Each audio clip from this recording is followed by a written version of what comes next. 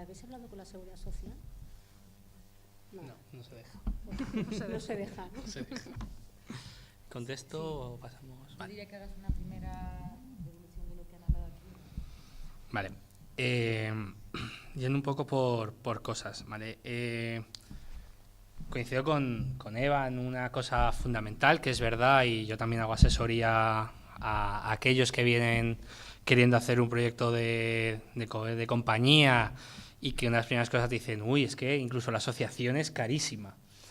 Pero creo que también la cultura tiene que asumir, el sector cultural tiene que asumir una serie de principios de que tenemos que pasar, en cierta manera, a la mayoría de edad.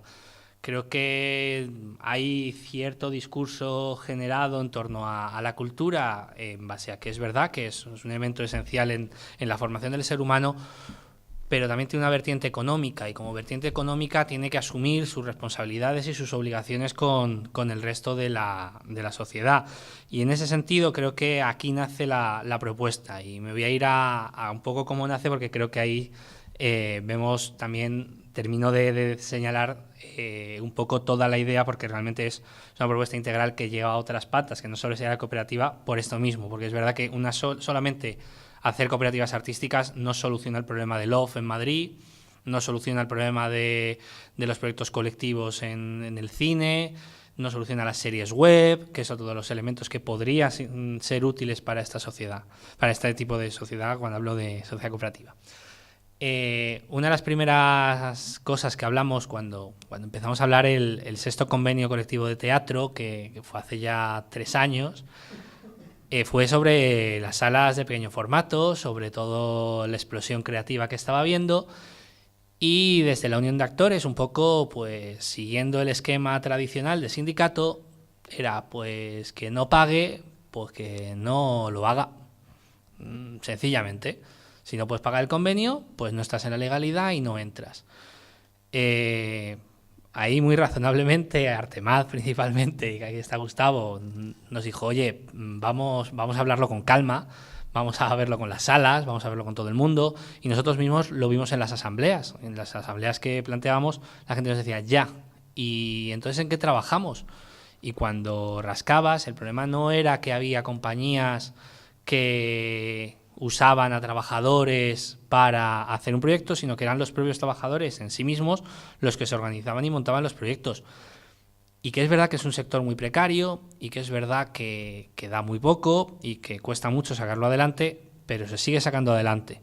Entonces sí que es verdad que ahí vimos que la necesidad no era una necesidad de las empresas, que no era una necesidad de unas compañías que querían bajar costes, sino que realmente era que había una realidad profunda de autoempleo, y que además todas las administraciones públicas se regodeaban de ello y venían a decir como ¡buah, Madrid, cómo está de bien ahora a nivel de artes escénicas porque hay una explosión! Pero nadie se responsabilizaba de ello.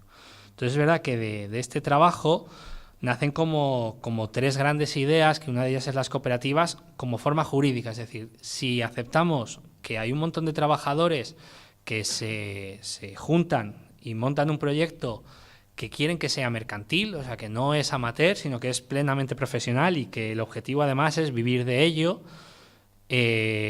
no tenemos, o sea, ahora mismo su única solución realmente es la asociación, que es altamente alegal, y que cualquier día la Seguridad Social va a abrir en canal todas las asociaciones, va a entrar a Hacienda y va a decir que a ver el ánimo de lucro porque se está explotando ahí.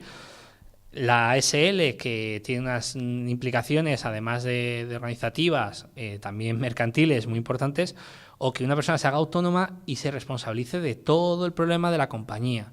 Entonces, en esta situación creemos que hay que favorecer una figura cooperativa por responder a esta necesidad real de que hay trabajadores que se agrupan para hacer un proyecto colectivo.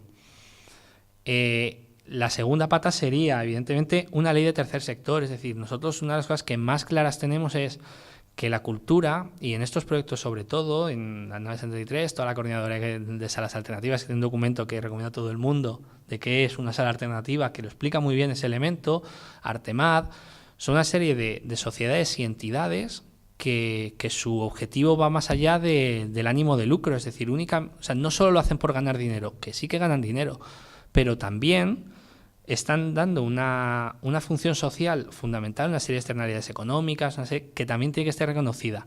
Ahora bien, esa figura mercantil, yo aquí sí que coincido en un poco el discurso que también usa la comunidad autónoma, que es, si sois sociedades limitadas, si sois sociedades mercantiles con ánimo de lucro, ¿por qué yo tengo que haceros nada especial? Pelear en el mercado como el resto de sociedades limitadas. Entonces, la propuesta también va ligada, es decir, si nosotros somos una sociedad que es de trabajadores, que es una sociedad en la que hay unos principios cooperativos y hay una serie de límites autoimpuestos, ahí sí que tenemos mucha más fuerza, tanto política como moral como legal, para decirle a la Comunidad de Madrid, ahora hace falta una regulación específica que valore todo el valor social que están creando este tercer sector. Y por último, también un tema que es fundamental, y ahí coincido con Eva, además hemos coincidido en varias mesas en este tema, que es el tema de la formación. O sea, este sector necesita formarse, necesita ponerse un poco las pilas con fiscalidad, con el régimen laboral, tienen que las salas y las compañías tienen que entender quién es el responsable de cada parte del IVA, porque vimos una cosa genial sobre ese tema, en que el IVA se comparte en la compañía, pero luego se desgrava de ese mundo, tema de autores, todos esos gastos, cuál compete a cada uno, cuáles son las responsabilidades en caso de un accidente laboral de una sala, de una compañía. O sea, porque vimos incluso en un ayuntamiento, parece que en el mundo de la cultura, como antes decía David de músicos, es un todo vale. Y en cierta manera es porque nos siguen tratando y siguen tratando al sector como un menor de edad, como una cosa divertida, que no es seria, que no es mercantil, que no es... O sea, pues eso, que vale para pasar el rato, pero que no genera beneficios. Y esos beneficios que se están generando sí que se están recuperando por parte de las administraciones públicas, por parte de algunos empresarios. Entonces también se trata un poco de asumir esa realidad. Y luego respecto a lo que ha dicho Javier, pues la verdad que me lo apunto, el tema del desempleo. Es verdad que nosotros ese tema ahora mismo lo tenemos muy enfocado en el Estatuto del Artista a una reforma integral sobre intermitencia que plantea un modelo absolutamente francés de que en momentos de no actividad haya una prestación, pero es verdad que todos estos cambios implican cambios más profundos. Esta es como una primera reforma en la Comunidad de Madrid, pero es verdad que dentro de la agenda un poco, yo creo que de la Unión, pero también ya del sector, está el Estatuto del Artista como ese gran concepto que enlaza un poco ya con todo, y con esto termino, que es que desde el 85-86 realmente, más allá de la ley de propiedad intelectual, no ha habido una gran producción legislativa sobre el mundo de la cultura. Se cubrió el expediente haciendo un par de reales decretos, se dejaron ahí, y la mayoría de los problemas que tenemos y que vemos hoy en día a la hora de desarrollar una propuesta legislativa de cualquier tipo es que desde el 85 a hoy las propuestas no están adaptadas. Nadie pensó cómo casaba el régimen de artistas con la maternidad, nadie pensó cómo casaba el régimen de artistas con las cooperativas, nadie pensó cómo casaba el régimen de artistas con la jubilación activa, nadie pensó en las enfermedades laborales que los bailarines conocen tanto. Nadie lo pensó, hicieron un régimen y ahí se quedó. Entonces ahora lo que toca un poco también, y ese es el gran reto que tenemos las organizaciones sindicales y del sector, plantear que todo este cambio legislativo va a ser largo, va a ser profundo, y a veces va a haber que cambiarlo todo, y un poco pues autónomos, todo.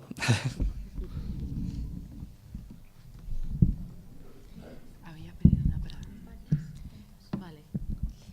Hay una palabra pedida de momento. ¿Alguien más tiene?